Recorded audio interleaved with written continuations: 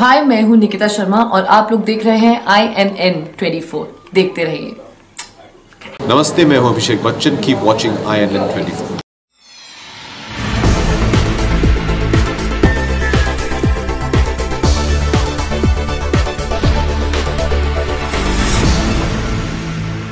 नमस्कार, स्वागत है आपका INN 24 पर। आपके साथ मैं हूं कृति सिंह। बुलेटिन की शुरुआत करते हैं हेडलाइंस के साथ।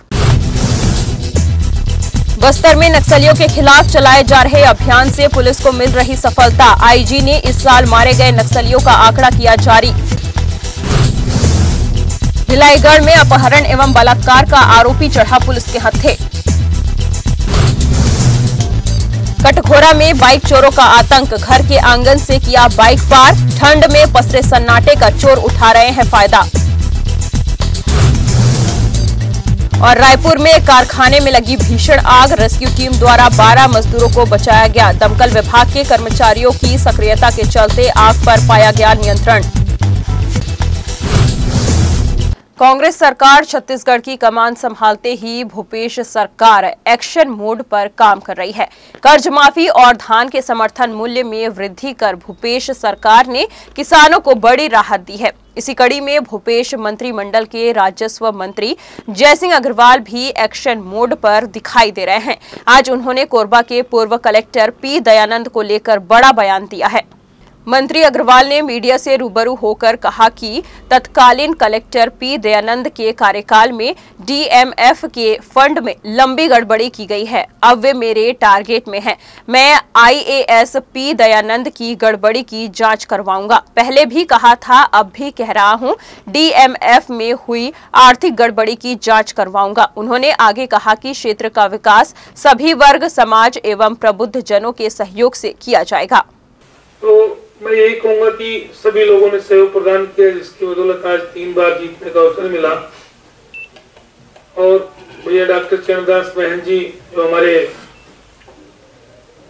यहाँ के सांसद भी रहे, कई बार केंद्र में मंत्री रहे, उन्होंने भरपूर आशीर्वाद दिया। बहुत से लोग बोलते थे कि नाम मंत्रिमंडल में रहेगा नहीं रहेगा, लेकिन मैं इस बात के लिए बिल्कुल कॉन्फिडेंस में था, क्योंकि जो गतिविधियां दिल्ली में थी, रायपुर में थी, उनसे कहीं न कहीं किसी न किसी माध्यम से उन गतिविधियों में जुड़ा रहा। और जब हमारे माननीय मुख्यमंत्री जी ने शपथ ली, बघेल जी ने, उसके बाद सिंहदेव जी ने और ताम्रध्वज साहू जी ने, तो मुझे उसी समय बता दिया गया था कि आगे चल के आपको शपथ लेना है। सिंहदेव जी जब मंत्रालय में कक्ष पसंद करने गए तो वहीं पे सबको बता दिए कि जय को भी पसंद करना है, तुम भी कर लो अभी पसंद। साथ में था मैं उनके। तो मुझे इस चीज की बिल्कुल कोई 1% भी कहीं कोई डाउट नहीं था कि मंत्रिमंडल में नहीं ले रहे, क्योंकि हमारे सभी नेता सहमत थे जिनको मंत्रिमंडल में शामिल करना था, हमारे प्रभारी हों और चाहे हमारे प्रदेश के नेता हों। जिले भर के अलग अलग इलाकों में इन दिनों बाइक चोरों का आतंक सिर चढ़कर बोल रहा है। ठंड के मौसम में सड़कों पर पसरे सन्नाटे का फायदा उठाकर बाइक चोर लगातार चोरी की वारदातों को अंजाम दे रहे हैं। एक नए मामले में कटघोरा के बाजार मोहल्ला इलाके से करीब शाम 7 बजे चोरों ने एक हीरो डिलक्स बाइक पर हाथ साफ कर दिया। बाइक के मालिक नवीन अग्रवाल की माने तो शाम के वक्त जब वह गाड़ी खड़ी कर घर के भीतर गया हुआ था, तभी कोई उसकी मोटरसाइकिल लेकर चंपत हो गया। वहीं दूसरी तरफ पास के ही घर पर लगे CCTV कैमरे में एक संदिग्ध की तस्वीर कैद हुई है। आशंका जताई जा रही है कि कैमरे में नजर आ रहे शख्स ने ही चोरी की वारदात को अंजाम दिया है।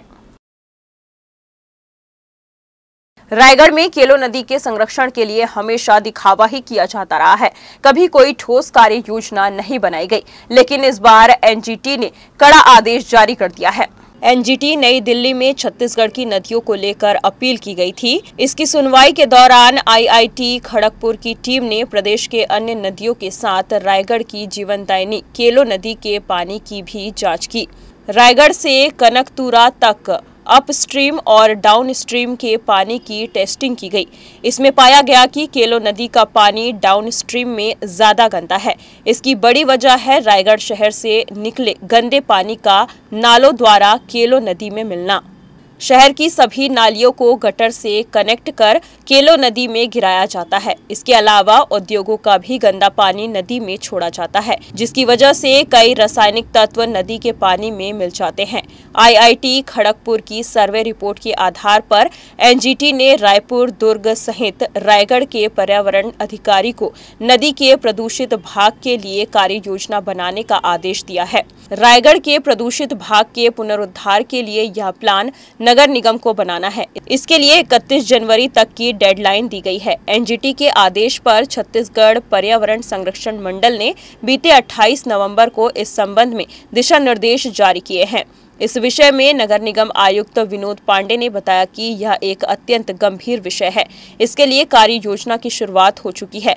निगम क्षेत्र में आने वाले सभी नालों के गंदे पानी केलो नदी में जाकर मिलते हैं। इसके लिए एक विशेष योजना नगर निगम द्वारा बनाई गई है। इसके द्वारा नालों के गंदे पानी को फिल्टर किया जाएगा। चूंकि रायगढ़ एक औद्योगिक क्षेत्र है, जिन उद्योगों को इस पानी की आवश्यकता होगी उन्हें नालों के पानी को फिल्टर कर सप्लाई किए जाने की योजना भी निगम द्वारा की जानी है। उन्होंने कहा कि इस कार्य के लिए जो समय सीमा निर्धारित की गई है, उसी समय सीमा में इस कार्य को पूर्ण करना निगम का प्रमुख उद्देश्य रहेगा। देखिए, केलो नदी में रायगढ़ शहर में कुल हमारे 12 नाले जो हैं, जो आइडेंटिफाइड किए गए हैं, वो मिलते हैं और उसकी वजह से जो घरों का जो पानी है, निस्तार का पानी, वो नालों के माध्यम से जाता है और सीधे नदी में मिलता है, जिसके कारण नदी का जो पानी है कहीं ना कहीं वो प्रदूषित हो रहा है। इसको ध्यान में रखते हुए नगर निगम के द्वारा इसमें पिछले लगभग 8-10 महीनों से इसमें काम किया जा रहा था और इसके लिए प्रोजेक्ट हम लोगों ने तैयार कराया है कंसल्टेंट के माध्यम से और 88 करोड़ की इसकी योजना तैयार की गई है और उस योजना की स्वीकृति शासन से मिल भी गई है और उसमें टेंडर भी हम लोगों ने लगा दिया है। टेंडर जनवरी के महीने में हमारा ओपन होगा और इसके बाद हम लोगों का जो इसमें प्लान है वो ये है कि सभी 12 नालों को पाइपलाइन के माध्यम से कनेक्ट करके उसके पानी को डाइवर्ट करेंगे और नदी के दोनों हिस्सों में 6-6 नाले हमारे मिलते हैं।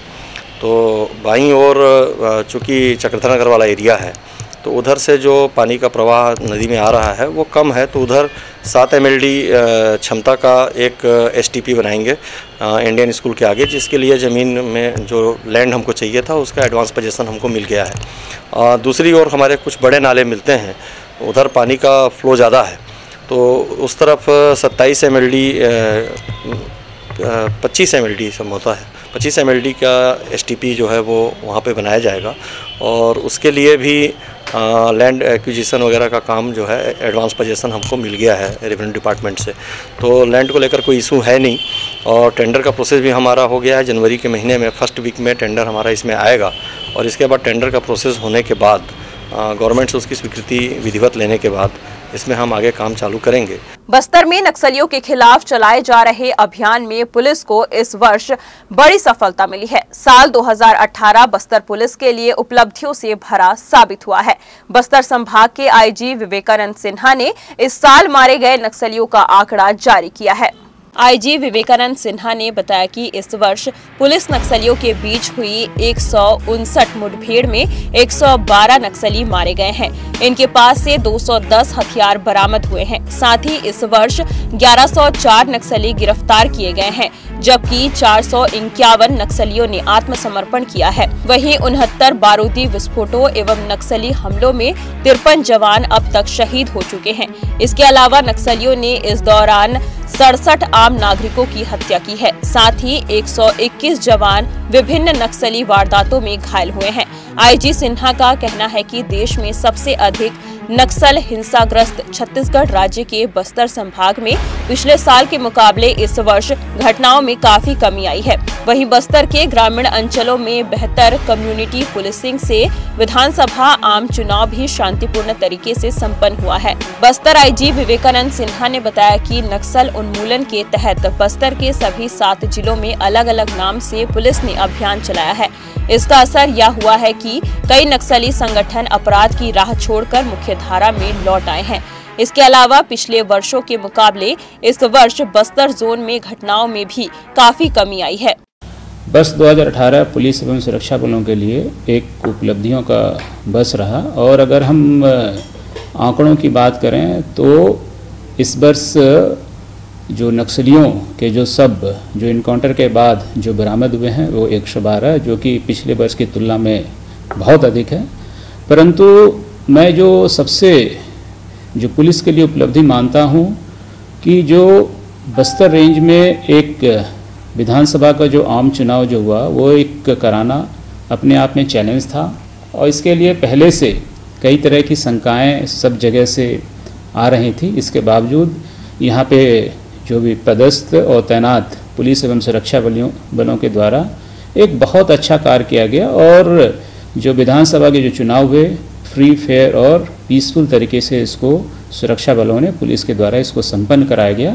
और मैं समझता हूँ कि ये कम्युनिटी पुलिसिंग के कारण हम ग्रामीणों के संपर्क में आए, उनके साथ आए, उनके नज़दीक आए और जिसके कारण से धीरे धीरे ग्रामीणों का विश्वास जो पुलिस के ऊपर वो बढ़ा और ग्रामीण धीरे धीरे जो थाना में आने से कतराते थे या सुरक्षा जो कैंप है वहाँ आने से कतराते थे, धीरे धीरे वहाँ भी आने लगे और अपनी समस्याओं को खुलकर बताने लगे, जिसके कारण से पुलिस के प्रति ग्रामीणों का विश्वास बढ़ा। और मैं यही मानता हूँ कि जो चुनाव जो शांतिपूर्वक संपन्न हुआ सबसे बड़ा यही कारण है कि ग्रामीणों के साथ जो हमारा संवाद लगातार कायम रहा, उसी का परिणाम है। और उसी का परिणाम है कि जो हमें लगातार एंटी नक्सल ऑपरेशन में सफलताएं मिली, चाहे वो ऑपरेशन के दौरान हो, चाहे नक्सलियों को गिरफ्तारी में हो, चाहे नक्सलियों को मास सरेंडर कराने में, जैसे नारायणपुर जैसे जिले में मास सरेंडर नक्सलियों को हुआ। 1 जनवरी से 24 दिसंबर तक के बीच बस्तर जोन के दंतेवाड़ा, कांकेर, बीजापुर, नारायणपुर, कोंडागांव, सुकमा और बस्तर जिले में कुल 436 नक्सली अपराध दर्ज किए गए हैं। नक्सलियों ने वर्ष 2018 में कुल 69 विस्फोट किए। विभिन्न जिलों में मुठभेड़ और विस्फोट से पैरामिलिट्री फोर्सेस, जिला पुलिस बल, डीआरजी सहित बस्तर में तैनात अन्य सुरक्षा बलों के 53 जवान शहीद हुए हैं। सुरक्षा बलों के 121 जवान घायल हुए हैं, जबकि 30 आम नागरिकों को नक्सलवाद का दर्द सहना पड़ा है। पुलिस महोदय बलौदा बाजार प्रशांत अग्रवाल के दिशा निर्देश में संजय तिवारी के कुशल मार्गदर्शन में भिलाईगढ़ के ग्राम पवनी निवासी हर्ष केशरवानी अपने ही गांव के 16 वर्षीय लड़की को 1 वर्ष से अपने प्यार के जाल में फंसाकर शादी का झांसा देकर शारीरिक संबंध लगातार बनाता रहा और 25 दिसंबर को जब लड़की के परिजन सोसाइटी में चावल लेने गए तो लड़की को अकेले पाकर बहला फुसलाकर भगाकर ले गया और एक रात चापा रेलवे स्टेशन में रखा। जिसकी सूचना चापा पुलिस को मिली तो भिलाईगढ़ पुलिस से संपर्क किया, जिसके बाद भिलाईगढ़ पुलिस ने लड़की को लाकर परिजनों को सुपुर्द कर दिया। पीड़िता ने अपने साथ हुए घटना को बताया, जिसके बाद आरोपी हर्ष केशरवानी को पवनी से गिरफ्तार कर लिया गया। चांपा पुलिस की ओर से सूचना मिला था कि एक लड़की नाबालिग और एक लड़के जो पवनी के रहने वाले हैं वो रेलवे स्टेशन में घूमते मिले हैं और इस सूचना पर हम लोग जा कर के उनको लेकर आए थे। फिर उनके घर वालों को सूचना देकर सुपुर्द किए। तब हमें सूचना मिला, लड़की ने उनके परिजनों को बताई कि ग्राम पवनी का ही हर्ष केशरवानी नाम का लड़का शादी का झांसा देकर प्यार के जाल में फंसाकर उसके साथ करीब 1 वर्ष से शारीरिक संबंध बना रहा था और उसी दरमियान वो दिनांक 25 तारीख को भी घर में अकेली पाकर लड़की को शादी का झांसा देकर अपने साथ बहका कर ले गया था और एक रात वो चापा स्टेशन में रखा और जब चापा पुलिस को उस बात की जानकारी हुआ तो उन लोग अपने थाने में ले जाकर हमको सूचना दिए थे।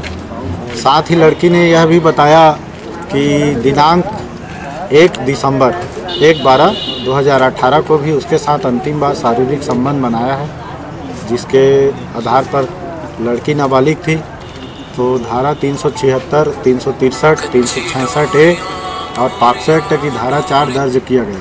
पंखाजोर प्रवास पर आए नवनियुक्त विधायक अनूप नाग ने क्षेत्र का दौरा किया और दौरा कर पंखाजोर विश्राम गृह में जब आए तब उनसे मिलने आंगनबाड़ी कार्यकर्ता सहित रसोईया संघ के कार्यकर्ता भी आए। अनूप नाग से मिले एवं उनका स्वागत फूलमाला और साल से किया। वहीं आंगनबाड़ी और रसोईया संघ के कार्यकर्ताओं ने विधायक से वेतन वृद्धि के संबंध में चर्चा की। चर्चा के दौरान अनूप नाग ने महिलाओं को आश्वस्त करते हुए कहा कि मैं आप लोगों के समस्या को समझ रहा हूं। लंबे समय से आप लोगों का मांग रहा है वेतन वृद्धि का। मैं इस विषय को लेकर माननीय मुख्यमंत्री जी से चर्चा करूंगा।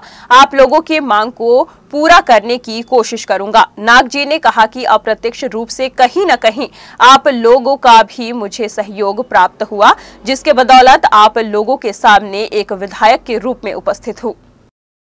एक विधायक के रूप में उपस्थित हूँ। ऐसा ही आपका सहयोग बना रहे, मिलता रहे और मैं भी इस क्षेत्र के लिए जैसा भी समस्याओं का निराकरण के लिए मुझे अवसर मिलेगा, मैं निश्चित रूप से उन समस्याओं को दूर करने के लिए, जनता की सेवा के लिए हमेशा तत्पर रहूंगा। आप लोगों ने मुझे मान सम्मान दिया, स्वागत किया, उसके लिए मैं हृदय से धन्यवाद देता हूं। राजधानी रायपुर से लगे उरला औद्योगिक क्षेत्र में शनिवार की दोपहर दोना पत्तल बनाने के एक कारखाने में आग लग गई। आग इतनी भीषण थी कि देखते देखते तेजी से फैल गई और पूरे कारखाने को चपेट में ले लिया। इस दौरान 12 मजदूर अंदर काम कर रहे थे। आग के बीच फंसे मजदूरों को रेस्क्यू टीम ने सकुशल बाहर निकाला। आग लगने के कारणों का अभी पता नहीं चल पाया है। आग को काबू करने के लिए दमकल की 3 टीमें मौके पर पहुंची। अंदर काम कर रहे मजदूरों को वहां से बाहर निकाला गया। आग इतनी भीषण थी कि उसे काबू कर पाना मुश्किल हो रहा था। बाद में दमकल विभाग के कर्मचारियों की सक्रियता के चलते आग पर नियंत्रण पा लिया गया। कुसमुंडा के विकास नगर कला मंदिर प्रांगण में श्रीमद् भागवत महापुराण का भव्य आयोजन किया जा रहा है। यह आयोजन पाली अंतर्गत ग्राम लाफा की 2 बाल विदुषी बहनें पूज्या पंकजा व पूज्या प्रज्ञा जी एवं वृंदावन की संयुक्त टीम के द्वारा किया जा रहा है। विकास नगर भागवत समिति का यह लगातार 25वां वर्ष है, जिसे रजत जयंती वर्ष के रूप में मनाया जा रहा है। 23 दिसंबर से 31 दिसंबर तक चलने वाले इस भव्य आयोजन में क्षेत्र के आमजन बड़ी संख्या में कथा का आनंद लेने उमड़ रहे हैं। 9 दिन चलने वाले श्रीमद् भागवत कथा में समिति के द्वारा प्रतिदिन विभिन्न झांकियों के माध्यम से प्रभु श्री कृष्ण की जन्म व लीलाओं की सुंदर प्रस्तुति की जा रही है।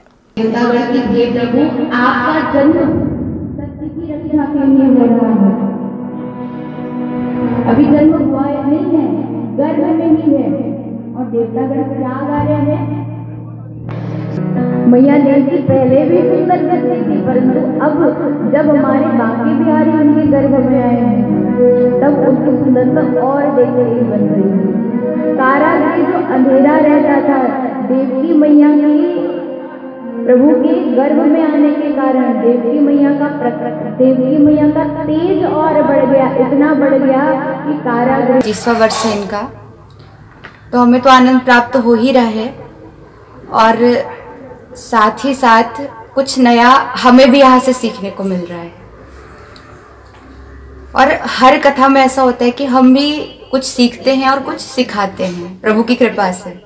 तो यहाँ बहुत आनंद आ रहा है। यहाँ सब बहुत अच्छे से ध्यान से कथा सुनते हैं तो बड़ा आनंद आ रहा है। लोगों को 25 साल हो गए कथा सुनते, ये 25वां वर्ष है। 24 साल से कथा सुनते आ रहे हैं, तो इनके माध्यम से हमें भी भगवान के बारे में कुछ जानने को मिल रहा है।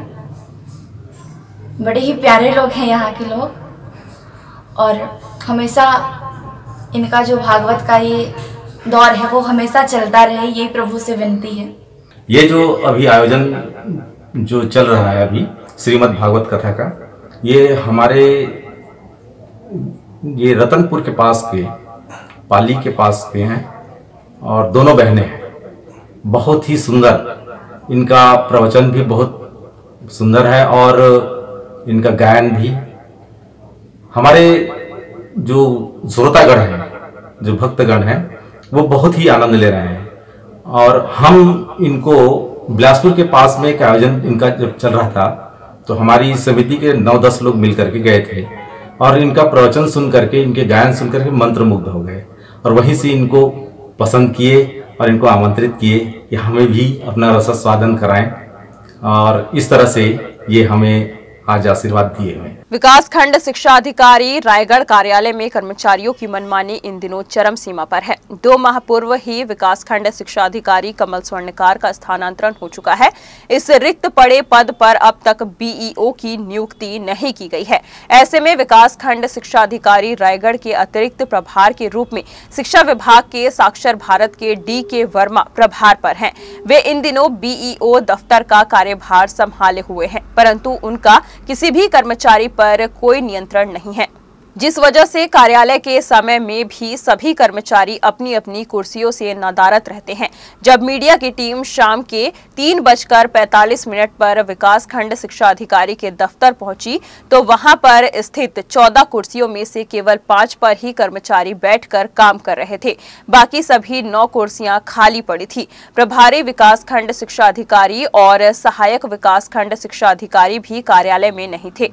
इस बात की खबर जब मीडिया के माध्यम से जिला शिक्षा अधिकारी RP आदित्य को मिली तो उन्होंने मामले की गंभीरता को समझते हुए तत्काल ही सभी कर्मचारियों को पत्र जारी कर स्पष्टीकरण मांगा। जिला शिक्षा अधिकारी ने मीडिया को इस बात के लिए आश्वस्त किया है कि यदि विकास खंड शिक्षा अधिकारी के कार्यालय में कार्यालयीन समय अवधि में अनुपस्थित कर्मचारियों का स्पष्टीकरण संतोषजनक नहीं रहा तो वह सभी अनुपस्थित कर्मचारियों एवं अधिकारियों के 1 दिन का वेतन जारी नहीं करेंगे। यदि ऐसी स्थिति है तो इसको संज्ञान में लिया जाएगा और कार्यवाही की जाएगी। आज ही सभी संबंधितों को स्पष्टीकरण जारी करके ये पता किया जाएगा कि ऐसी स्थिति क्यों निर्मित हुई। काम रहे या न रहे, कर्मचारियों को अपनी जगह पर जरूर रूप से होना चाहिए, कार्यालय में उपस्थित होना चाहिए और काम की कोई कमी नहीं है। अतः एक बार सभी लोगों का स्पष्टीकरण जारी करेंगे और आवश्यक कार्यवाही करेंगे। मुख्यमंत्री भूपेश बघेल ने अपने कैबिनेट मंत्रियों को विभाग का बंटवारा करके एक बार फिर दुर्ग संभाग और जिले को पावरफुल बना दिया है। प्रदेश सरकार के 12 मंत्रियों के बीच 44 विभागों का बंटवारा किया गया है। इसमें सबसे ज्यादा दुर्ग संभाग को 26 विभाग मिले। इस 26 में सीएम और 2 मंत्रियों को 13 विभाग मिले हैं। TS सिंहदेव को पंचायत एवं ग्रामीण विकास, लोक स्वास्थ्य एवं परिवार कल्याण, चिकित्सा, शिक्षा, योजना, आर्थिक एवं सांख्यिकी, 20 सूचियां, वाणिज्य कर, GST विभाग सौंपा गया है। ताम्रध्वज साहू को लोक निर्माण विभाग, गृह, जेल, धर्मस्व, पर्यटन एवं संस्कृति विभाग सौंपा गया है। रविंद्र चौबे को संसदीय कार्य, विधि एवं विधायी कार्य, कृषि एवं जैव प्रौद्योगिकी, पशुपालन, मछली पालन, जल संसाधन एवं आयाकट विभाग सौंपा गया है। मोहम्मद अकबर को परिवहन विभाग, आवास एवं पर्यावरण, वन विभाग, खाद्य एवं नागरिक आपूर्ति, उपभोक्ता संरक्षण विभाग सौंपा गया है। उमेश पटेल को उच्च शिक्षा एवं तकनीकी शिक्षा, कौशल विकास एवं जनशक्ति नियोजन, विज्ञान एवं प्रौद्योगिकी, खेल एवं युवा कल्याण का जिम्मा सौंपा गया है। जय सिंह अग्रवाल को राजस्व एवं आपदा प्रबंधन, पुनर्वास, पंजीयन एवं स्टाम्प का जिम्मा सौंपा गया है। अनिला भेड़िया को महिला एवं बाल विकास विभाग, समाज कल्याण विभाग सौंपा गया है। शिव डहरिया को नगरीय प्रशासन, विकास एवं श्रम विभाग सौंपा गया है। रुद्र गुरु को PHE एवं ग्रामोद्योग विभाग सौंपा गया है।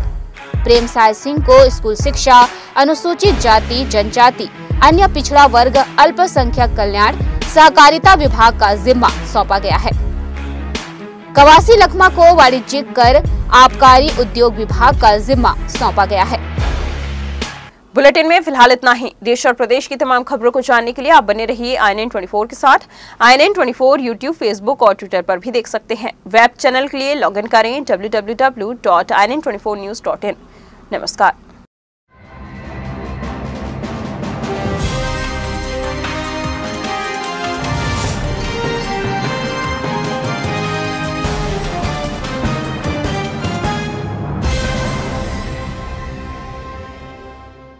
Please keep watching INN24.